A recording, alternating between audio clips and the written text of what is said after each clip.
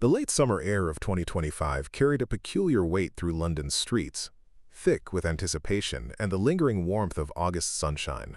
Outside BBC Broadcasting House, the iconic Art Deco building stood like a sentinel against the morning sky, its limestone facade gleaming under the gentle light that filtered through gathering clouds. But today, it wasn't just another day at the corporation's headquarters. Today, history was about to unfold in ways no one could predict. A crowd had begun forming before dawn, their banners catching the breeze like colorful prayers offered to the heavens. "Welcome back, Kate," read one hand-painted sign held by an elderly woman whose eyes sparkled with tears of joy. "Healing starts here," proclaimed another, wielded by a young mother clutching her toddler's hand. The energy was electric, pulsing through the gathering like a heartbeat of hope and admiration for the woman who had faced her darkest hour and emerged with grace and tact. Before we jump back in, tell us where you're tuning in from. And if this story touches you, make sure you're subscribed, because tomorrow I've saved something extra special for you. Inside the building's labyrinthine corridors, BBC producers moved with the focused intensity of surgeons preparing for a delicate operation. Helen Marsh, her sharp eyes scanning multiple monitors simultaneously, barked instructions to camera operators while mentally calculating the global audience that would tune in. This wasn't just another interview. This was television gold, the kind of moment that could define careers and capture the world's attention. "Camera 3, I want that angle tighter on her hands," Helen commanded, her voice cutting through the controlled chaos of the studio. "And sound, make sure we catch every pause, every breath. This is going to be one of the most watched interviews of the year." In the green room, a sanctuary of cream-colored walls and soft lighting designed to calm nervous guests, Kate Middleton sat with an elegance that seemed effortless yet carefully cultivated. Her shorter hair, a visible reminder of the chemotherapy that had ravaged her body months earlier, caught the light as she reviewed her notes one final time. The Healing Futures Initiative folder lay open beside her, filled with statistics, testimonials, and photographs of children whose lives she hoped to transform.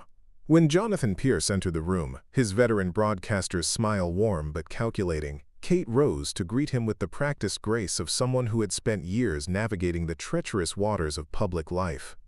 "Your Royal Highness," Jonathan said, extending his hand with the confidence of a man who had interviewed prime ministers and presidents. "I want you to know, this will be honest, but fair. The public deserves to hear your story, your vision."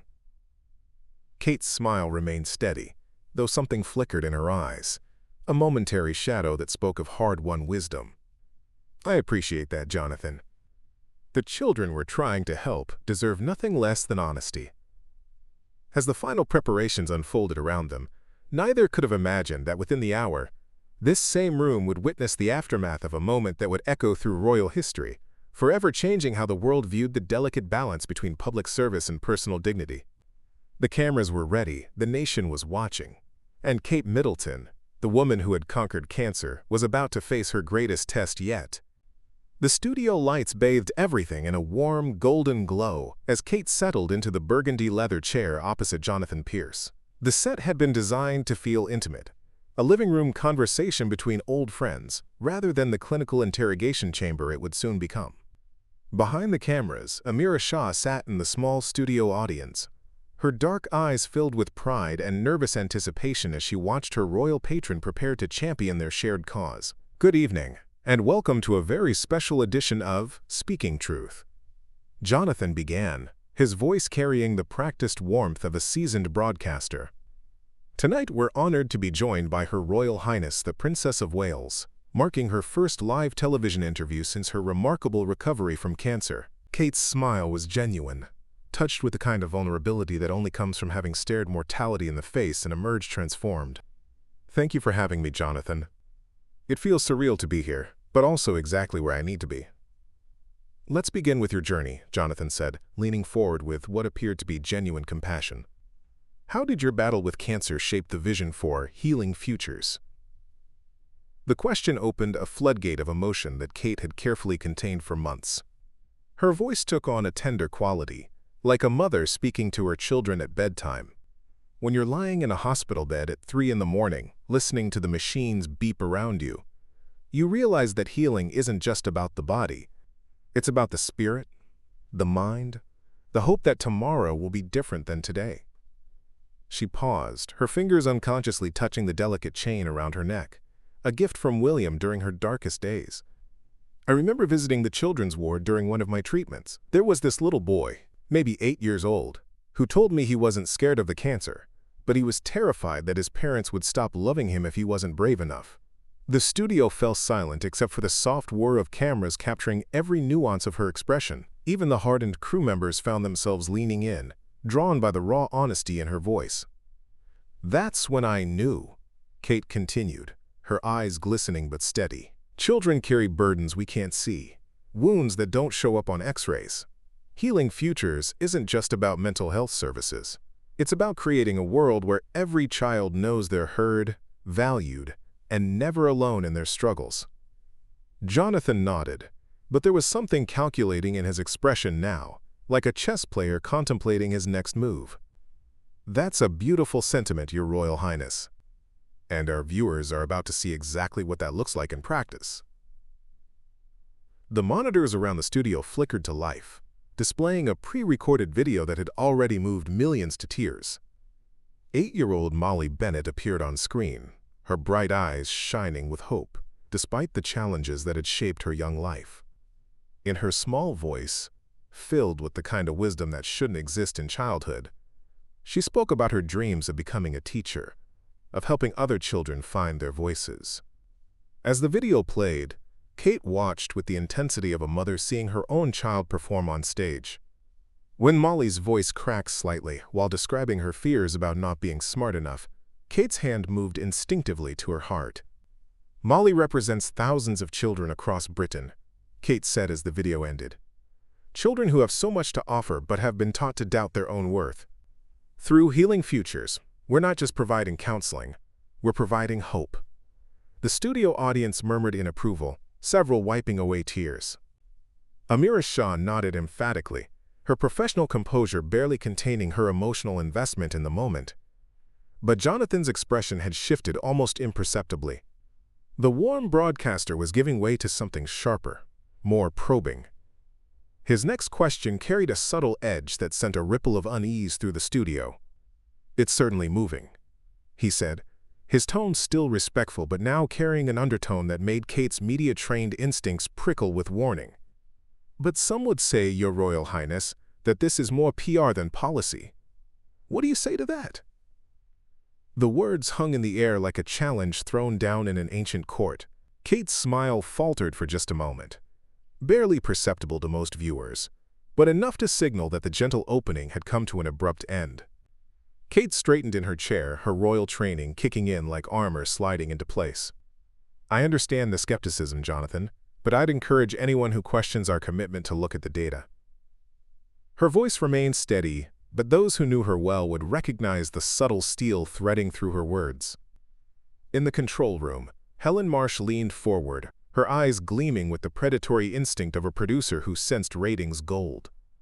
She pressed her finger to her earpiece, whispering instructions that would reach Jonathan through his nearly invisible receiver. "Push harder. The audience is engaged. This is what they came for." Jonathan's expression shifted almost imperceptibly, like a hunter adjusting his aim. "But that's precisely the point, isn't it? We've seen this pattern before. Royal patronages that generate headlines but struggle to create lasting change. Critics argue that while these initiatives make for compelling television, they often lack the legislative teeth needed for real structural impact." The accusation hit its mark. Kate's fingers tightened around the arm of her chair, her knuckles whitening just enough for the high-definition cameras to capture.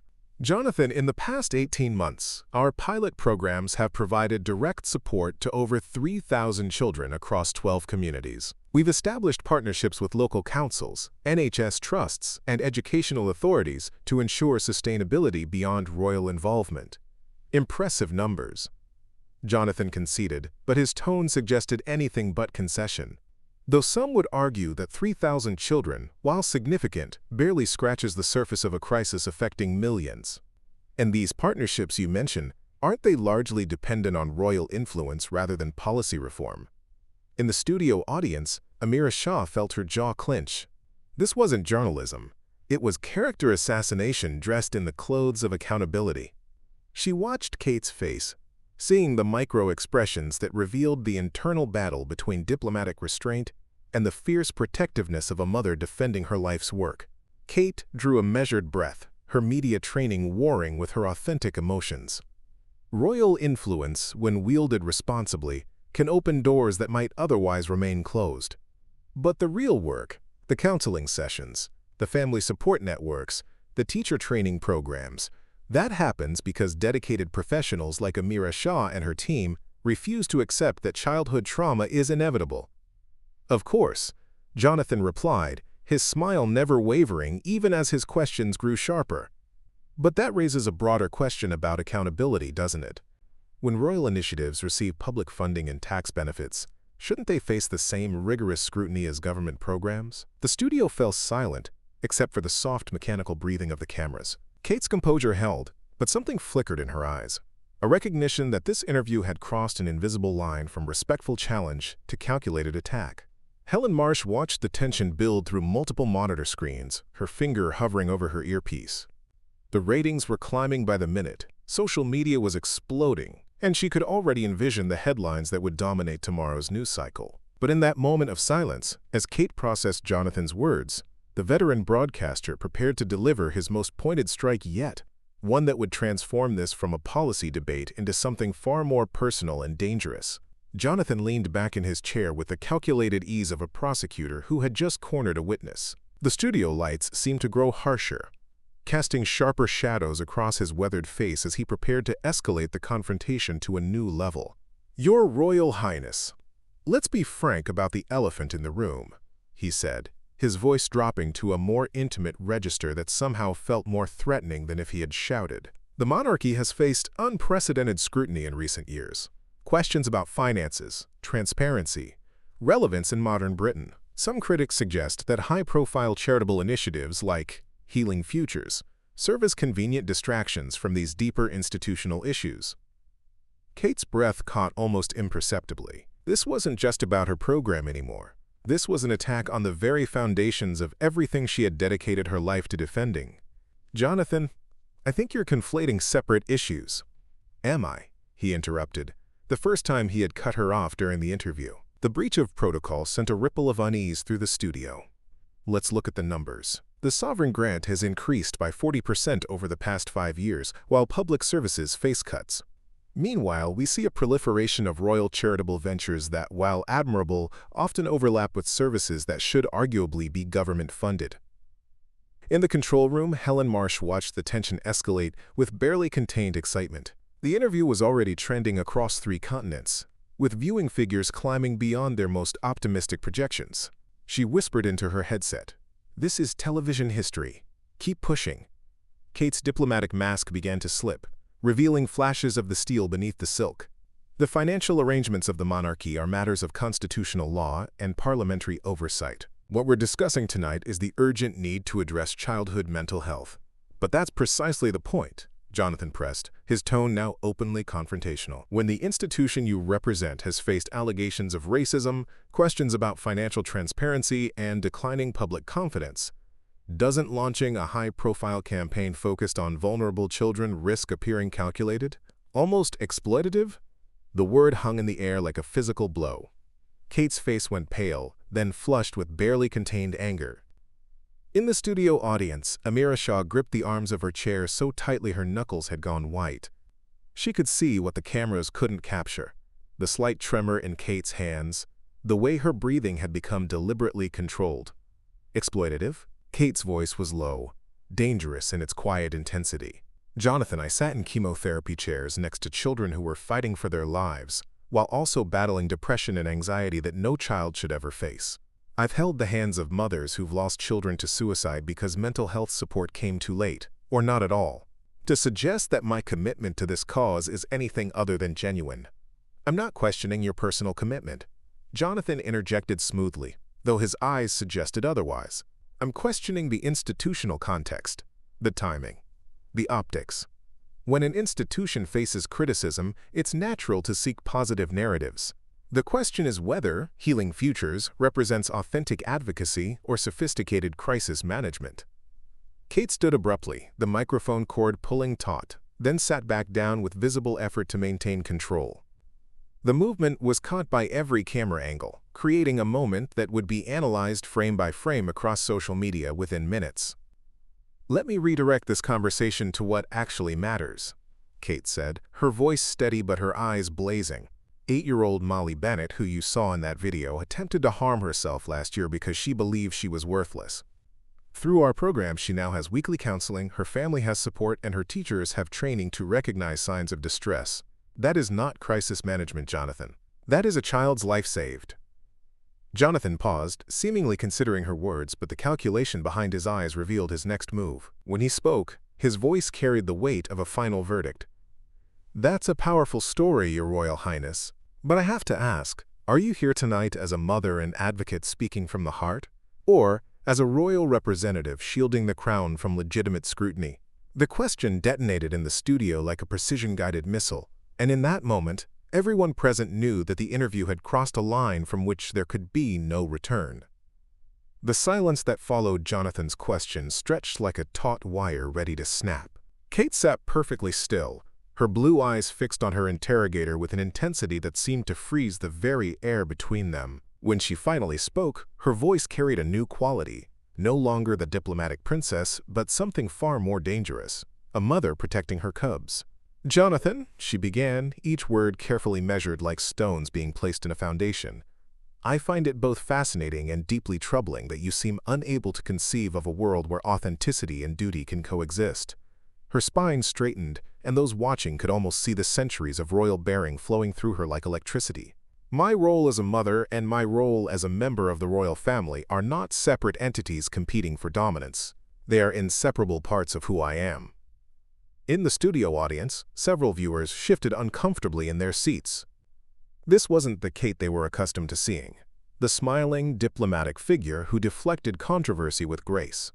This was something rawer, more powerful. "The children I serve don't care about institutional politics or media narratives," Kate continued, her voice gaining strength with each syllable. "They care about whether someone will listen when they're afraid, whether someone will hold their hand when they're alone, whether someone will fight for their future when they've given up on themselves."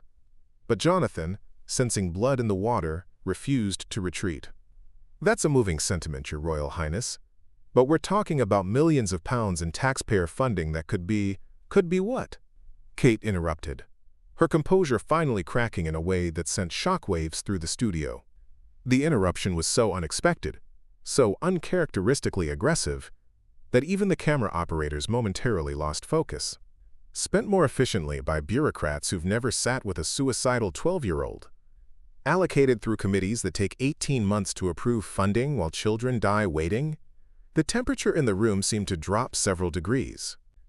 Jonathan's media-trained smile faltered for the first time, caught off guard by the steel in Kate's voice. But he recovered quickly, leaning forward with renewed aggression.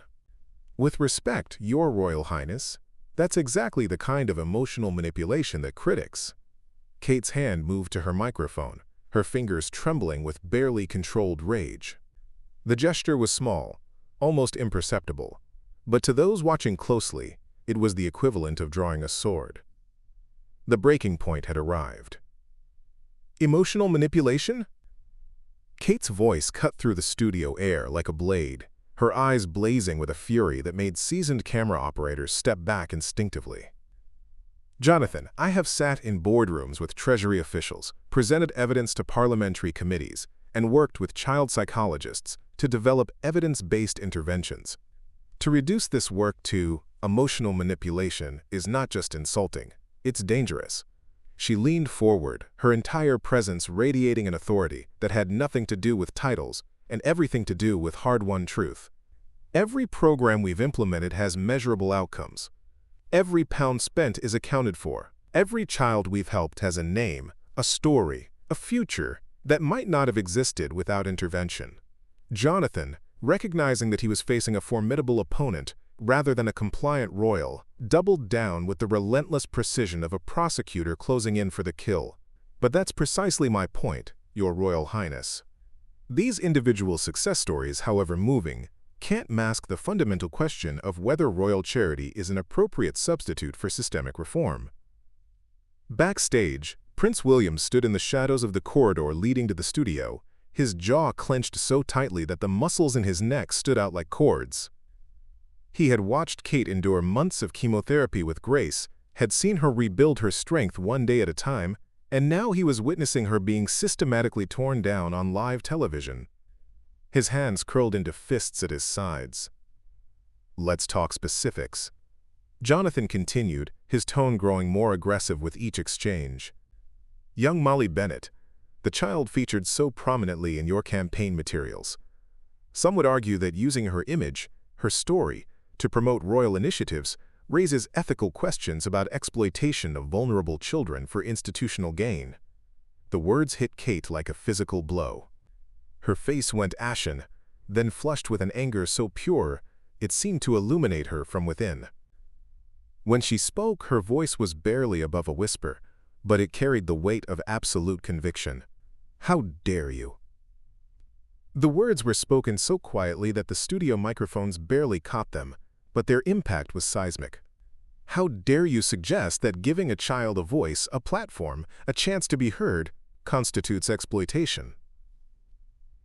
Kate's hands trembled as she gripped the arms of her chair, her knuckles white with the effort of maintaining control. Molly asked to be part of this campaign. She wanted other children to know they weren't alone.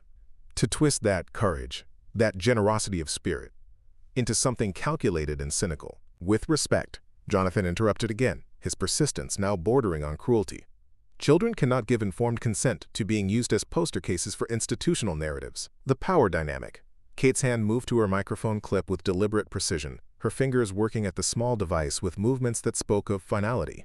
The gesture was so unexpected, so unprecedented in the annals of royal media appearances, that even Helen Marsh in the control room felt her breath catch. "You want to talk about power dynamics, Jonathan?" Kate's voice had dropped to a deadly calm that somehow felt more threatening than if she had screamed. "Let's discuss the power dynamic of a grown man using his platform to attack a cancer survivor who's trying to help children, all for the sake of television ratings." The studio fell into a silence so complete that the hum of the air conditioning became audible. Every person present understood they were witnessing something unprecedented, something that would be analyzed and debated for years to come. Kate's microphone came free with a soft click that seemed to echo like thunder.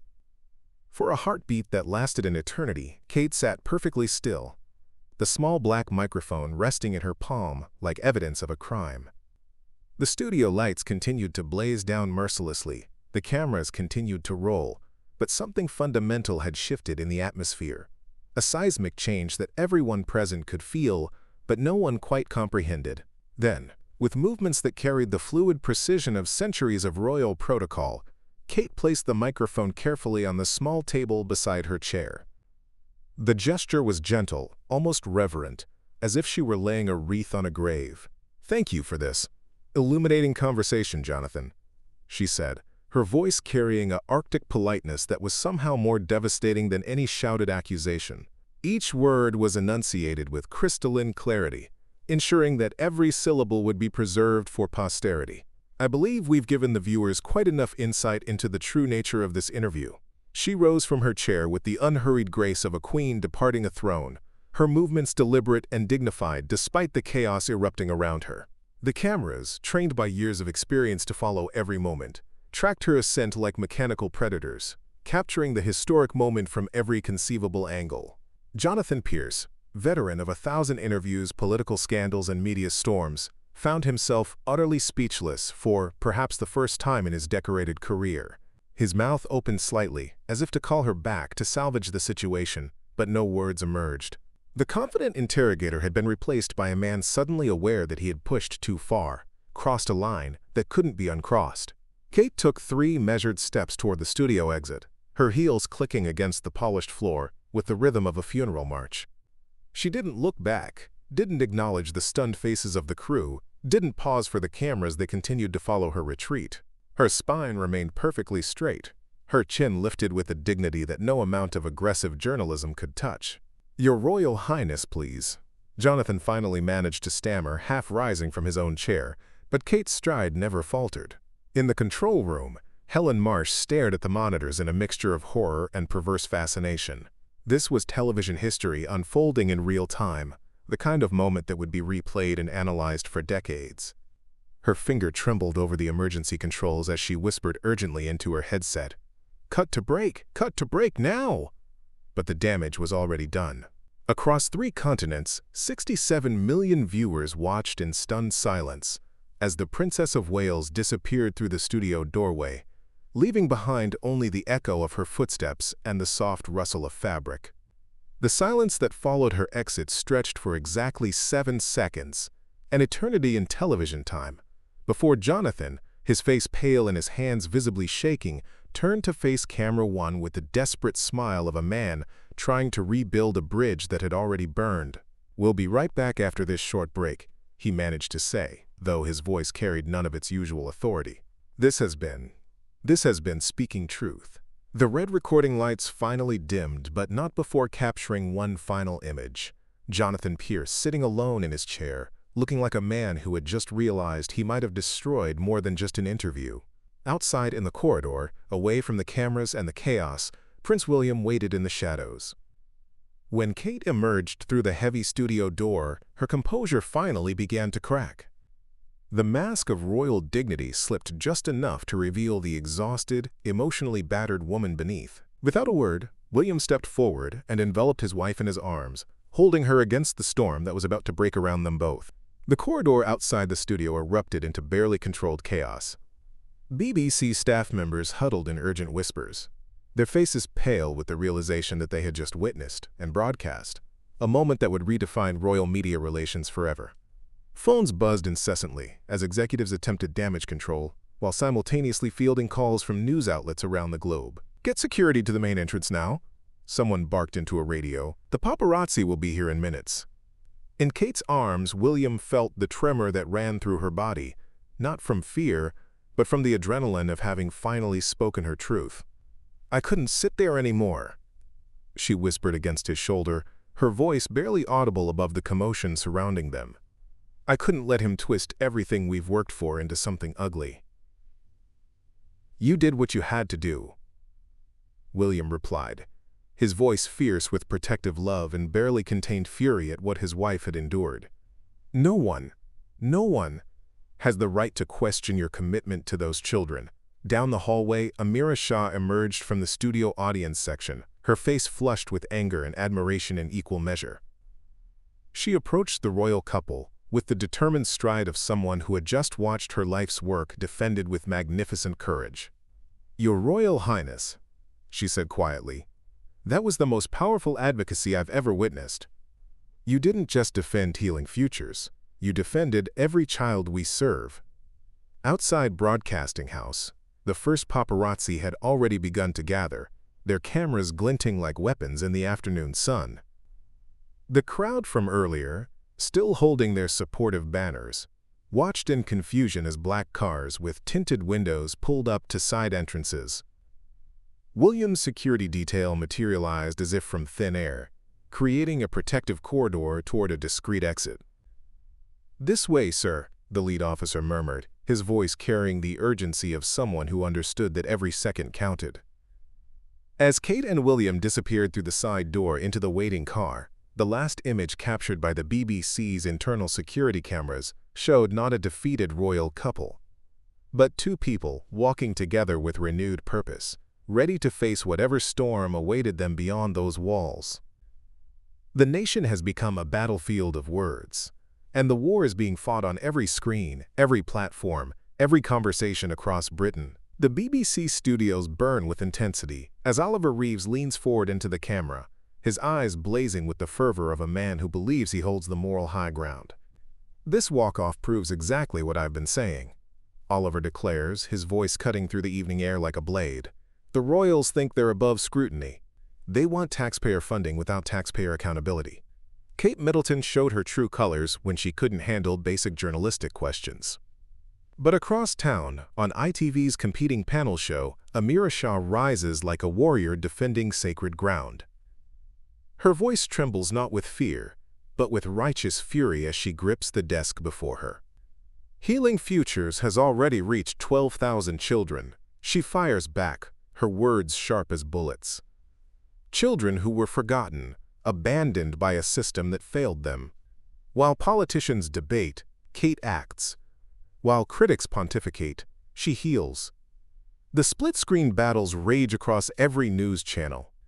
Social media explodes into tribal warfare. Hashtag Stand With Kate clashes with hashtag Accountability First, like armies meeting on an ancient battlefield. The hashtags trend worldwide, dividing not just Britain, but the globe itself. Then, like a gentle voice cutting through the chaos, Molly Bennett's mother appears on Channel 4 News, her working-class accent carrying more weight than any royal decree. "That woman," she says, tears glistening in her eyes, "sat with my daughter when she was broken. Not for cameras, not for headlines. Because she cared." Anyone saying different doesn't know Kate Middleton. In Kensington Palace, Kate watches the screens with William's hand on her shoulder. The cacophony of voices, the endless debates, the vicious comments, all of it swirling around her like a hurricane. "Enough," she whispers, standing with sudden resolve. "I won't let others fight my battle anymore. It's time I speak for myself." 3 days later, as dawn breaks over London like a promise of redemption, Kate Middleton sits in the blue drawing room of Kensington Palace. No cameras, crew bustles around her. No producers whisper instructions. No hostile presenter waits to dissect her words. Just Kate, a simple camera, and the truth that burns in her heart like an unquenchable flame. She wears no tiara, no glittering jewels that speak of privilege and distance. Instead, she chooses a soft blue sweater, the same color as hope, the same shade as the sky after a storm has passed. Her shorter hair falls naturally around her face, each strand a testament to the battle she has fought and won. "Hello," she begins, her voice carrying the warmth of a mother speaking to her children scattered across the world. "I want to talk to you, not as a princess but as Kate. As a woman who has learned that sometimes you must stand alone to protect what matters most." The words flow like water breaking through a dam, each sentence deliberate, each pause meaningful. She speaks of Molly, of the thousands of children whose voices have been silenced by a world too busy to listen. She speaks of the nights when cancer tried to steal her hope, and how those same children became her strength. "When I walked away from that interview, I wasn't running from accountability," she says, her eyes glistening with unshed tears that refuse to fall. "I was walking toward truth. Toward the children who don't have the luxury of cynicism, who need action more than arguments." Behind the camera, William stands silent, his face a mixture of pride and fierce protection. He has watched his wife transform from the woman who quietly endured everything into someone who refuses to let compassion be weaponized against her. Kate's voice grows stronger, more resolute. Healing Futures has already changed 12,000 lives. Not through speeches or ceremonies, but through counselors in schools, through safe spaces created where none existed, through listening, really listening, to voices that matter. She leans forward slightly, as if speaking to each viewer personally. "I've learned that authenticity doesn't require permission from anyone, that hope doesn't need to justify itself to cynicism, that sometimes the most powerful thing you can do is simply refuse to let others define your purpose." The video, posted simultaneously across all royal social media channels at exactly 6 a.m., spreads like wildfire across the digital landscape.